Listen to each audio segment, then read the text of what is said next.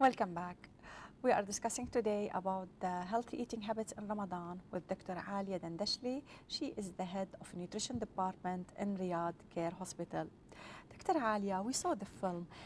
We notice here that what she said, the dietitian, that it's very important that we control our portions and we just don't eat any stuff because we are going to fill our stomach with unhealthy food, and then we are not going to get any nutrients, and especially the dry food. And now we are in a very hot weather, so we need to drink a lot of fluids and a lot of food that contains water and fluids. So can you tell us about what are the good healthy basics? Actually, the focus the focus of the people in Ramadan or outside Ramadan is to have a balanced diet. A balanced diet is eating almost everything but focusing on some portions more than others, and of course taking into consideration the calories of the food we are taking. Usually a balanced diet is composed of a large amount of fruits and vegetables, almost a third of the quantity of our meals. And then if we want to eat carbohydrates, so you're supposed to eat complex carbohydrates, not simple carbohydrates, or whole grains carbohydrates. And then we have to eat controlled amount of dairy products like milk, like cheese, like yogurt. And because these are fatty, they contain a lot of calories, so we have to control the amount of dairy products we are taking. We're supposed to take proteins, but again in a controlled amount. And if we are going to take proteins, we have to focus, let's say, on lean beef, low-fat beef, on chicken breast, on fish, on tuna. So all these protein products that are low in fat. Again, a good focus is on beans, on grains that are rich in dietary fibers and rich in vitamins, again in good nutrients. And again, and I have to stress here that we have to avoid saturated fat.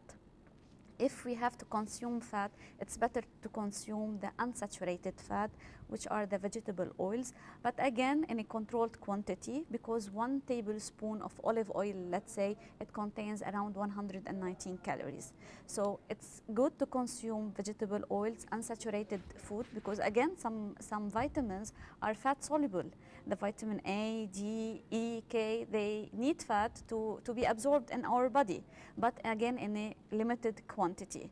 Nuts are very important. They are rich in vitamins, rich in dietary fibers, but high in calories. We have to eat nuts, but in a controlled quantities. Fruits are very important, and fruits, we have to focus on fruits to get our need of sugar, natural sugar, instead of the processed sugar. So the balanced diet is very important. For instance, if we are preparing our iftar, it's better to start with 3 dates or 2 dates and a cup of juice.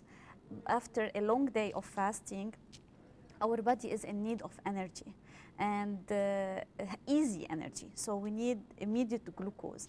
And dates contains the glucose, the fructose, and the sucrose that give us enough energy to continue our night. They are energy boosters. And we have the 3 dates here. Yes, with us, it's very important. And we have 2 kinds of dates actually. We have the 2 kinds of dates, but if we want to tell people that these 3 pieces of dates, they contain between 60 to 70 calories. Yeah.